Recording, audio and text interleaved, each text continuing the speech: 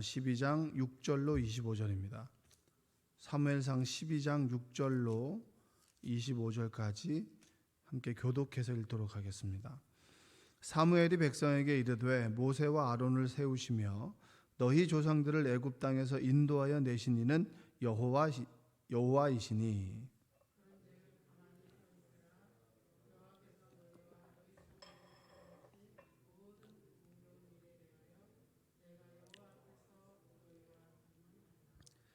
야곱이 애굽에 들어간 후 너희 조상들이 여호와께 부르짖음에 여호와께서 모세와 아론을 보내사 그 두 사람으로 너희 조상들을 애굽에서 인도에 내어 이곳에 살게 하셨으나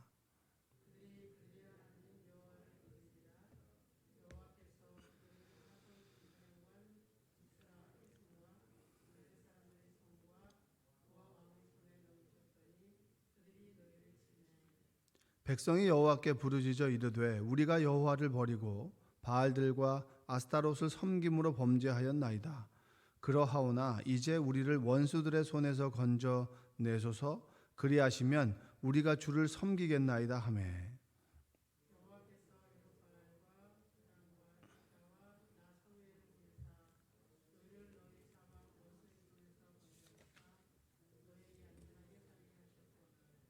너희가 암몬 자손의 왕 나하스가 너희를 치러 om을 보고 너희의 하나님 여호와께서는 너희의 왕이 되심에도 불구하고 너희가 내게 이르기를 아니라 우리를 다스릴 왕이 있어야 하겠다 하였도다.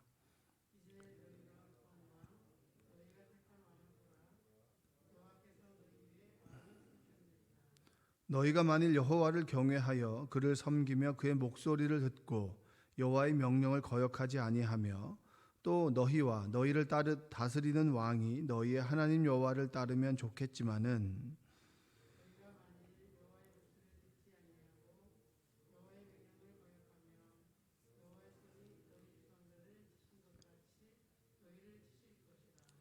너희는 이제 가만히 서서 여호와께서 너희 목전에서 행하시는 이 큰 일들을 보라.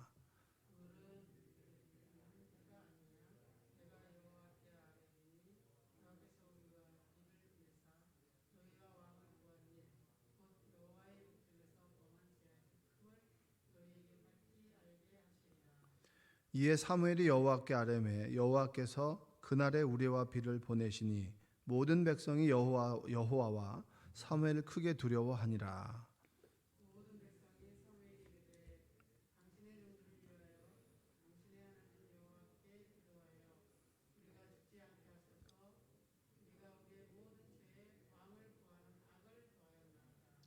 사무엘이 백성에게 이르되 두려워하지 말라.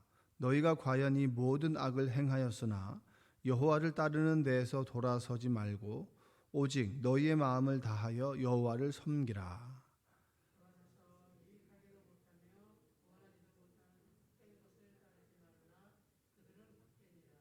여호와께서는 너희를 자기 백성으로 삼으신 것을 기뻐하셨으므로 여호와께서는 그의 크신 이름을 위해서라도 자기 백성을 버리지 아니하실 것이요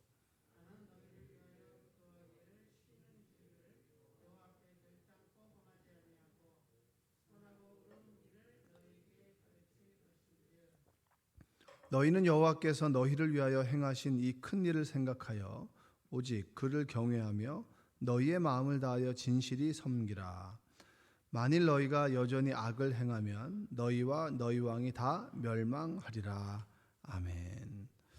오늘도 하나님의 은혜가 여러분의 삶 가운데 함께하기를 주님의 이름으로 축복합니다. 사무엘이 이제 사울이 첫 왕이 되어서 그 암몬 왕 나하스를 이기죠. 그리고 난 다음에 사무엘이 백성들 앞에서 자신의 어떤 소회를 고백하고 그리고 나는 이제 일선에서 물러나게 됩니다. 그러나 꼭 명심해야 될 것이 있습니다라고 하는 사항들을 이야기해 주고 있습니다. 성경에서 보면은 이스라엘 역사 속에서 임하셨던 하나님의 역사를 반복해서 들려주는데 똑같이 사무엘도 반복해서 들려줍니다. 하나님께서 이제 출애굽을 하고 애굽에서 인도하신 분이 누구시냐? 하나님이시다. 광야 생활을 지나게 하신 분이 누구시냐? 하나님이시다. 그리고 가나안 땅에 정착하고 그리고 가나안 땅에서 여호수아를 통해서 땅을 정복하게 되었다.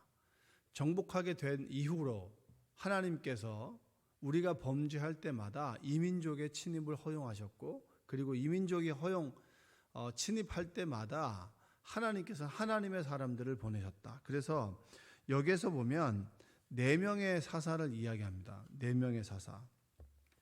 우리가 11절을 한번 읽어보겠습니다. 11절 한번 읽어보겠습니다. 여호와께서 여룻바알과 베단과 입다와 나 사무엘을 보내사 너희를 너희 사방 원수의 손에서 건져내사 너희에게 안전하게 살게 하셨거늘. 그들에게 동일하게 역사를 반복해서 이야기하고 그리고 이스라엘 민족들이 바알과 아스타롯 그러니까 이방 우상들을 섬기게 됐을 때 하나님께서는 이민족의 침입을 허용하셨고 그리고 그 이민족의 침입에서 구할 수 있는 사사를 보냈다. 그 4명을 대표적으로 얘기하는 거예요. 첫 번째가 누구냐면 여룻바알입니다. 여룻바알은 기드온이죠. 미디안의 군대가 쳐들어오고 괴롭히게 됐을 때 늘 몰래 미디안의 군대를 몰래 피해 가지고 포도주 틀에서 포도즙을 내리는 그 누구냐면 바로 기드온. 이 기드온이 겁쟁이 기드온을 하나님께서 부르셨죠. 불러가지고 그를 통해서 하나님의 일을 행하셨다. 기드온의 300용사. 그러니까 기드온은 사실은 그렇게 용맹한 이순신 같은 장군도 아니에요. 아주 보잘것없고 우리와 비슷한 겁이 많고 그리고 그렇게 지략에 뛰어나지 않은 그런 사람인데 하나님은 기드온을 불러서 총 32,000명의 군사를 모집했고 그 중에서 300명을 추려서 이 300명의 용사가 미디안과 아말렉과 동방연합군 13만 5천 명과 싸웠죠. 그래서 이겼습니다. 그러니까 민족의 영웅이 누구냐면 바로 기드온입니다. 그래서 기드온에게 당신의 아들이 당신의 자손이 우리를 다스릴 왕이 돼 주십시오. 그럴 때 기드온이 나는 왕이 될 수 없습니다. 왕은 하나님입니다. 그렇게 하고 스스로 왕이 되었던 인물이 누구냐면 기드온입니다. 기드온 이후부터 사사의 타락이 눈에 띄게 이제 보여지기 시작했죠. 그리고 베단입니다. 베단은 바락. 여자 사사가 드보라라고 하는 사사가 있는데 그 드보라가 여자니까 재판이나 이런 걸 할 수 있어 전쟁을 할 수 없잖아요. 그 전쟁의 국방부 장관을 누굴 세웠냐면 바락을 세운 거예요. 근데 이 바락이라고 하는 인물이 누구냐면 전쟁에 나갈 때 나는 두렵습니다. 그러니까 당신이 함께 와주십시오. 당신이 있어야 사람들이 흔들리지 않습니다. 그래서 바락은 국방부 장관이었음에도 불구하고 용맹한 장수였음에도 불구하고 겁이 많은 사람이었어요. 그래서 여자 사사 드보라를 함께 전장에 데려갔던 사람이 바로 바락입니다. 그리고 세 번째가 누구냐? 입다는 기생 길르앗의 아들이죠. 그래서 원래 정실 부모, 그러니까 첫째 부인의 아들들에 의해서 쫓겨났던 돕당에 가서 비류들, 쉽게 말하면 좀 건들건들한 사람들을 모아서 힘을 키웠던 사람이 누구냐면 바로 입다라는 사람입니다. 그리고 누구냐? 사무엘은 누구죠? 아이를 낳지 못하는 한나의 기도를 통해서 하나님께서 그 기도를 들어주셔서 낳았던 아들이 바로 사무엘입니다. 왜 이 4명의 사사를 이야기할까? 이 4명이 전부 다 부족한 사람인 거예요. 어떤 사람이라고요? 부족한 사람이죠. 부족한 사람을 불러서 하나님의 일을 이루었다. 이 4사람은 여러분 누구에게 이야기해도 다 아는 그런 사사들입니다. 그러니까 왜 이들을 얘기를 했느냐? 하나님께서는 부족하고 뭐가 결핍되고 모자란 사람을 불러서 하나님의 역사를 이루셨다는 거예요. 그러면 이 기드온이라는 사람이 대단한 거예요? 입다라는 사람이 대단한 거예요? 아니면 사무엘이라는 사람이 대단한 거예요? 아니면 하나님이 대단한 거예요? 하나님이 대단한 거죠. 여러분 저도 고집 세잖아요. 고집 세지 않은 사람 누가 있겠어요? 다 자기 고집이 있죠. 또 자기 잘난 맛에 살아요. 그런데 여러분과 제가 이 자리에 앉아있자 새벽에 잠을 깨워 피곤한 몸을 이끌고 주님 전에 나와서 기도한단 말이에요. 여러분 이렇게까지 우리를 만드신 분이 누구십니까? 하나님이시잖아요. 하나님이 대단한 거 아닙니까? 남들 다 잘 때 왜 우리가 잠을 깨워가지고 피곤한데 여기서 졸더라도 내가 여기 나와서 내가 새벽 기도만큼은 내가 기도하겠다. 왜 그렇게 얘기합니까? 부족한 내가 세상을 살아가기에 너무 힘든 거예요. 하나님을 의지하지 않고는 이 문제를 해결할 수 없는 거죠. 우리가 그것을 깨닫게 되기까지 하나님께서 얼마나 기다려주시고 우리를 인도하셨겠냐는 거예요. 부족하고 결핍된 사람들이 하나님의 역사를 이루셨다. 그를 불러서 하나님의 사람으로 만들어 가셨다. 하나님이 대단한 거 아닙니까? 이 네 명의 사사를 이야기하는 거죠. 우리가 죄를 지을 때마다 하나님께서는 이런 사사들을 보내서 하나님의 역사를 이루셨다. 그러면 너희들이 진정으로 우리의 왕이 된 사람이 누구냐? 사울이 힘이 있어서 힘이 있게 보이고 지금 암몬 그 나라를 물리쳤지만 진정으로 그는 왕으로 부름을 받을 때 숨어 있었던 사람이야. 그런데 그를 들어서 하나님의 사람으로 세우시고 하나님의 역사를 이루어 가셨다. 아멘. 그 하나님이 진정한 우리의 왕이 되신다. 이 얘기를 하고 있는 거예요. 우리는 여러분이 손가락을 보잖아요. 손가락이 가르치는 방향을 잘 보지 않고 하나님께서 우리의 인생을 만들어 가십니다. 우리가 무언가 이룬 것 같지만 사실 우리는 본질적으로 아담과 같이 늘 선악과 앞에서 고민하고 그것을 먹고 난 다음에 하나님이 두려워서 숨는 사람들이 바로 인간의 원형이에요. 원래의 모습입니다. 힘들면 숨고 피하고 그리고 늘 넘어지는 사람들.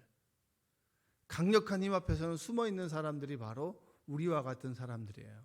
그러나 하나님께서는 우리를 사용하셔서 하나님의 역사를 이루어 가신다. 이 네 명의 사사를 통해서 진정으로 우리가 의지해야 될 분이 누구신가? 하나님이시다. 자, 12절 13절 한번 읽어볼까요? 너희가 암몬 자손의 왕 나하스가 너희를 치러옴을 보고 너희 하나님 여호와께서는 너희의 왕이 되심에도 불구하고 너희가 내게 이르기를 아니라 우리를 다스릴 왕이 있어야 하겠다 하였도다. 이제 너희가 구한 왕 너희가 택한 왕을 보라. 여호와께서 너희 위에 왕을 세우셨느니라. 12절에 뭐라고 얘기하죠? 여호와 하나님께서 너희의 왕이 되심에도 불구하고 너희가 내게 이르기를 아니라 우리를 다스릴 왕이 있어야 하겠다. 우리를 다스릴 왕, 우리를 다스렸던 사사들의 면모를 보라. 부족하단 말이에요. 늘 우리의 하나님 되신 분이 하나님이 왕이 되셨는데 우리는 사실은 그 왕을 접어두고 눈에 보이는 왕을 세워주십시오라고 부족한 사람을 왕을 세웠다는 거예요. 그런데도 하나님 왕을 세워주셨다. 너희 위에 왕을 세워주셨다. 그러나 잊지 말아야 될 것은 진정한 왕은 하나님이시다 라고 하면서 하나님의 능력을 사울이 전공을 세우고 기세등등할 때 하나님이 살아계심을 직접 보여주십니다. 16절 한번 볼까요? 16절 너희는 이제 가만히 서서 여호와께서 너희 목전에서 행하시는 이 큰 일을 보라. 17, 18절 한번 보실까요? 오늘은 밀베는 때가 아니냐 내가 여호와께 아뢰리니 여호와께서 우레와 비를 보내사 너희가 왕을 구한 일 곧 여호와의 목전에서 범한 죄악이 큼을 너희에게 밝히 알게 하시리라. 18절 이에 사무엘이 여호와께 아뢰매 여호와께서 그날에 우레와 비를 보내시니 모든 백성이 여호와와 사무엘을 크게 두려워하니라. 그러니까 왜 여러분 사울이 하나님의 능력을 힘입어서 전쟁에서 이기고 돌아와서 기세등등할 때 왜 사무엘이 이 얘기를 할까요? 사무엘이 왕이지. 그런데 내가 왕을 세웠지만 왕을 세운 것에 대해서 나는 우려를 표한다는 거예요. 그리고 왕을 세우는 것에 대해서 탐탁하지 않다는 거예요. 여러분 한번 뒤집어 놓고 생각해 보면 우리가 간절히 구하는 것을 하나님께서 들어주시죠. 그런데 우리의 기도가 하나님 입장에서 보면 되게 이기적이고 나만을 위한 기도일 수 있습니다. 그럼에도 불구하고 하나님께서 그 기도를 응답해 주실 때가 있어요. 어린아이들이 정말 계속해서 자기 욕심을 위해서 뭔가를 요구할 때 그걸 들어주잖아요. 어릴 적에 아이들이 보면 필요 이상으로 뭐 장난감을 산다거나 뭐 먹고 싶은 것을 손에 쥐고 있음에도 불구하고 또 하나를 산다거나 그러면 때를 쓰면 어떻게 하죠? 대부분 웬만한 선에서는 그렇게 크게 문제가 되지 않으면 들어줘요. 하나를 가지고 있지만 하나를 더 줍니다. 그리고 때를 쓰고 부모가 안 주면 옆에 있는 그 엄마, 아빠, 친구가 아예 애다 돈 주죠. 애가 우니까, 달래야 되니까. 그런데 그럼 달래서 그걸 주는 그것이 사랑이고 좋은 것이지만 그 아이의 입장에서는 결코 좋은 것이 아닐 수 있다라고 하는 거예요. 그럼에도 불구하고 하나님께서 주신다. 그때 우리가 깨달아야 될 것은 뭐냐면 참 돌아보니까 하나님께서 이런 기도까지 들어주셨네. 하나님 참 감사하다 하면 좋을 건데 내가 잘난 것처럼 내가 무언가를 해낸 것처럼 나를 통해 본다면 그건 큰 문제가 될 수 있는 거예요. 왕을 세워달라고 해서 왕을 세워주셨는데 하나님께서 왕을 세워주신 것을 탐탁하게 여기지 않았어요. 그러나 너희들이 원하니까 내가 주겠다. 그러나 진정으로 왕 위의 왕은 하나님이다. 그러면서 잊지 않도록 눈앞에서 우레와 비를 내리는 거예요. 그러니까 얼마나 두렵겠어요. 그러니까 사무엘에게 좀 멈춰 주십시오. 근데 하나님인 걸 알겠습니다. 우리의 왕이 하나님 되시는 줄을 알겠습니다. 라고 이야기하고 난 다음에 우리가 너무나 잘 아는 구절이 나옵니다. 여러분 다 아는 구절 있으시죠? 기도하기를 쉬는 죄를 범하지 않겠다. 23절 한번 읽어볼까요? 나는 너희를 위하여 기도하기를 쉬는 죄를 여호와 앞에 결단코 범하지 아니하고 선하고 의로운 길을 너희에게 가르칠 것인즉. 이제 내 역할이 무엇이냐? 사무엘인 나 역할이 무엇이겠느냐? 왕이 세워졌고 그래 이 왕 위에 진정한 왕은 하나님이다라고 하는 것을 우레와 비를 통해서 체험하게 했단 말이에요. 체험하게 하고 난 다음에 사무엘이 의미심장한 말을 하죠. 내가 너희를 위하여 기도하기를 쉬는 죄를 범하지 않겠다. 여러분 기도하지 않으면 죄입니다. 이 얘기가 아니잖아요. 여러분 우리가 하나님과 대화하지 않고 예배 그리고 기도 생활을 하지 않으면 늘 우리의 생각과 마음과 모든 육신은 죄 가운데 돌아서요. 우리의 익숙한 대로 가는 거라고요.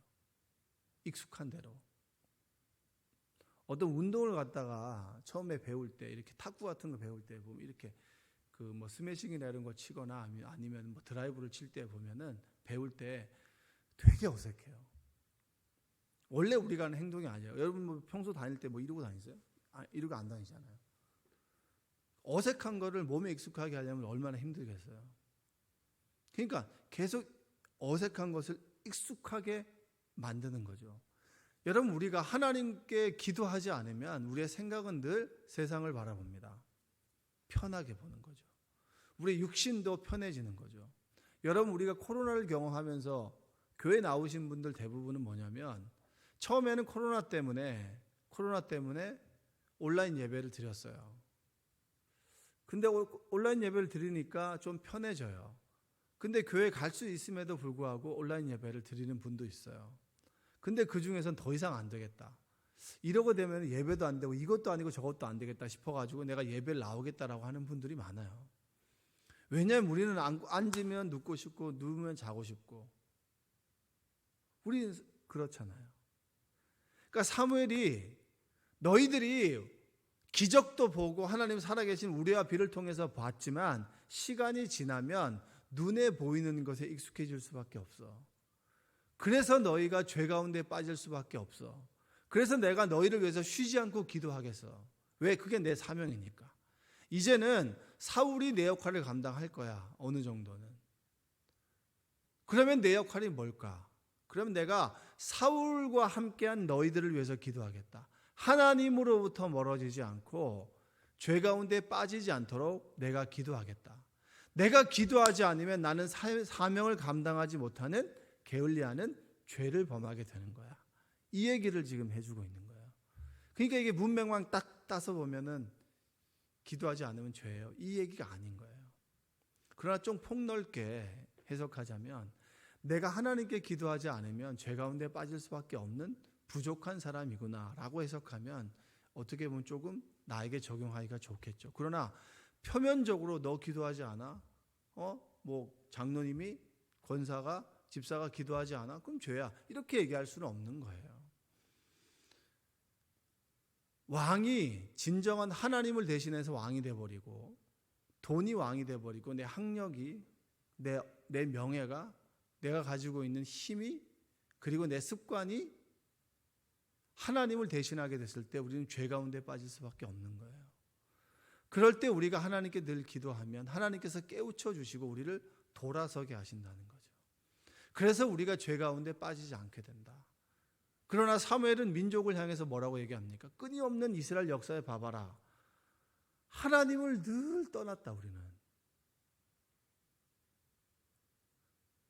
하나님께서 고통과 고난을 줘도 늘 다시 평안 가운데 오면 또 죄 가운데 빠졌다.